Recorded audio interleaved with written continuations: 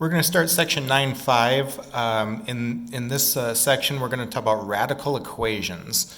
A radical equation is an equation that contains radicals. And to solve a radical equation, we're going to use the fact that says that if we raise two equal numbers to the same power, then the resulting two numbers are going to remain equal to each other. Okay, we're going to use that in every single one of these problems here, actually. Let's solve some equations. Okay, now when you solve a radical equation, you'd like to get rid of the radical early on if possible. Okay, and to do that, you're going to want to make sure that the radical is all alone. Now, to get rid of a square root, you're going to square both sides. Okay, the square root of x plus 2 squared would be just x plus 2. Okay, now I'm squaring both sides. 7 squared is 49, and now I no longer have a radical. Subtract 2 from both sides, so it looks like x is equal to 47. Now, we need to make sure that we check our answers when we're solving a radical equation. We saw that we can sometimes get extraneous solutions with a rational equation. Same deal here, okay? We sometimes have these extraneous solutions come up. So if I were to just quick check 47 here, plug that into the original, 47 plus 2 is 49, and the square root of 49 is 7, so 47 is indeed the right answer. Okay, part B, the cubed root of 3y plus 6 equal 8. Always begin by getting the radical all alone, okay? So subtract 6 here, and then now to get rid of a cubed root, you're going to cube both sides. Okay, the cubed root of something cubed would be just that something. In this case, it's 3y plus 6. Now I'm cubing both sides. 2 cubed is 8. That'll make the radical go away for me. Subtract 6 and then divide by 3, so it looks like x is equal to 2/3 would be my answer. Okay, now if I plug that in, 3 times 2/3, the 3's cancel. That leaves me with 2 plus 6 is 8. The cubed root of 8 is 2. Plus 6 is 8. 8 equal 8, that's a true statement. So y equal 2/3, that would be my answer. Okay, part C, no solutions. Okay, that's just to think about it and go right to the answer. We've said several times early on in the chapter that the square root of a number is never going to be a negative. Okay, like if I ask you the square root of 9, that is 3, not negative 3. So it's not going to matter what y is. You're never going to have a positive equal negative 2. There's no solutions to that.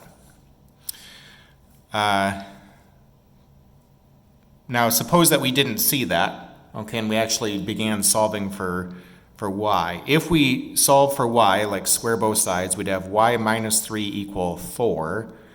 And add 3 to both sides, so we get y equals 7.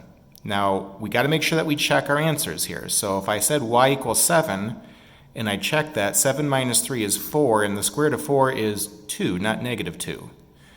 7 would have been my one and only answer.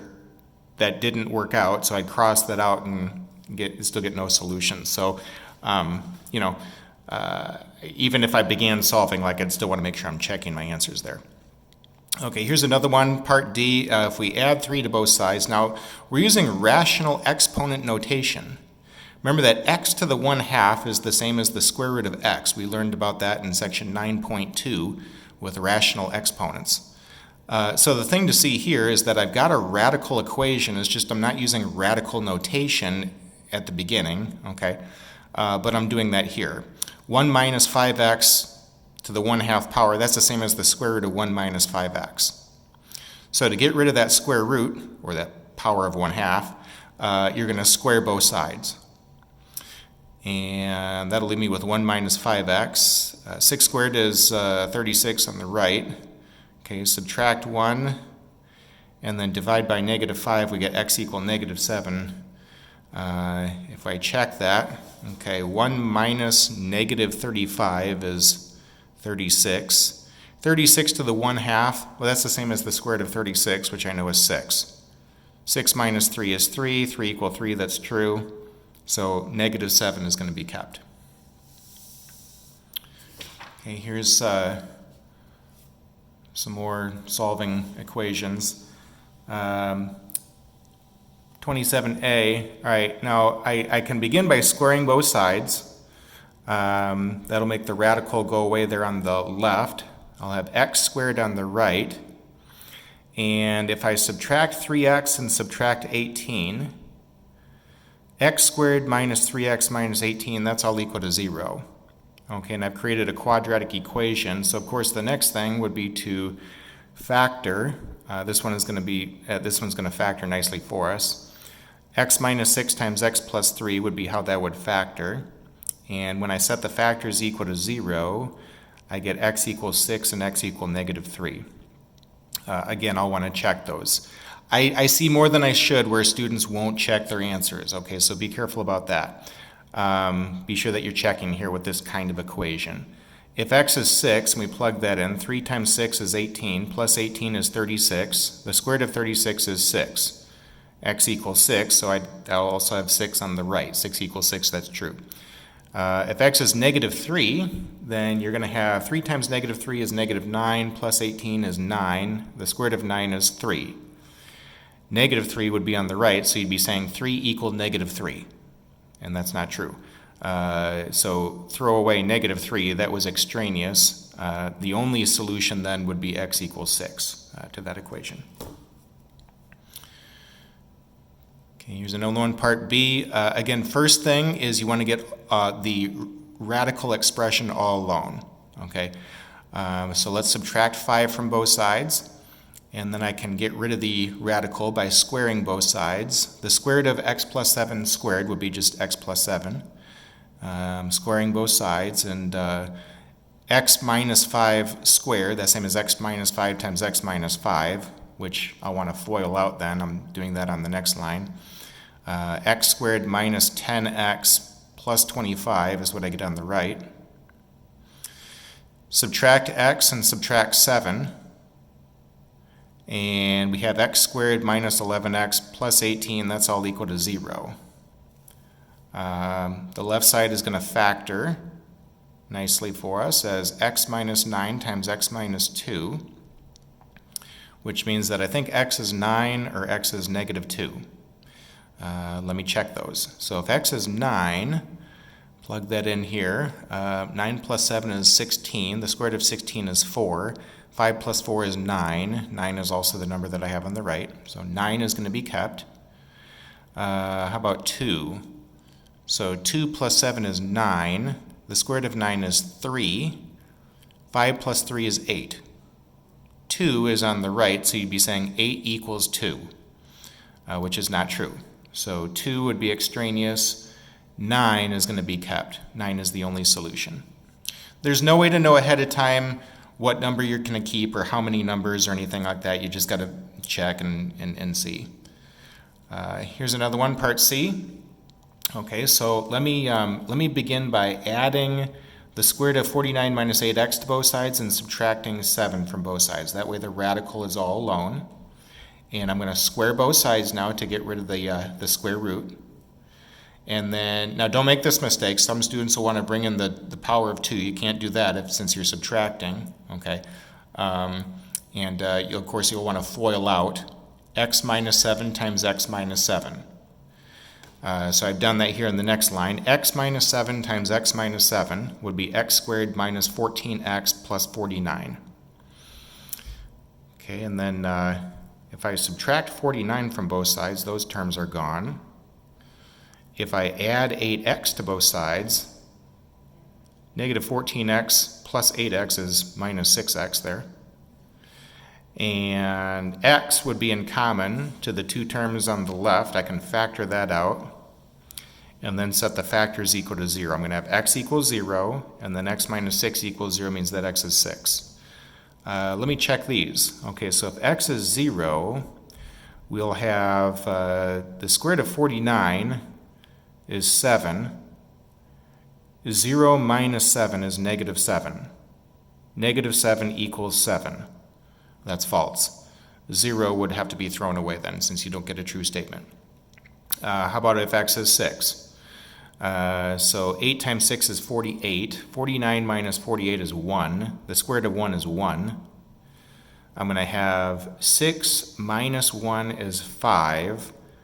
5 equals 7. That's false. So 6 would also be thrown away as well. Neither one of these worked out, so no solutions would be the answer to that one. Okay, here's another one. Of course, to get rid of a square root, you're squaring both sides. To get rid of a cubed root, you're cubing both sides. To get rid of a fifth root, you're going to raise each side to the fifth power. That'll make the radical go away on both radicals go away. And so I'm looking at 6x plus 5 equal 4x minus 3. Okay, subtract 4x and then subtract 5 from both sides to get to the next line. And then divide by 2, I have x equal negative 4 then. So if I plug that number in, 6 times negative 4 is negative 24, plus 5 is negative 19. The fifth root of negative 19. Well, the fifth root of a negative is just another negative, right? So there's no problem with me having negative 19 underneath the radical. Okay. Over here, 4 times negative 4 is negative 16, minus 3 is negative 19. So we're saying the fifth root of negative 19 equals the fifth root of negative 19. That's a true statement. X equal negative 4 then would be kept. Okay, here's another one. There's a couple of problems in the book where you have double radicals. Now here was a double radical, but this problem was easy enough to just, right away we could get rid of the radicals. Now I can't do that here because I'm adding these radicals on the left.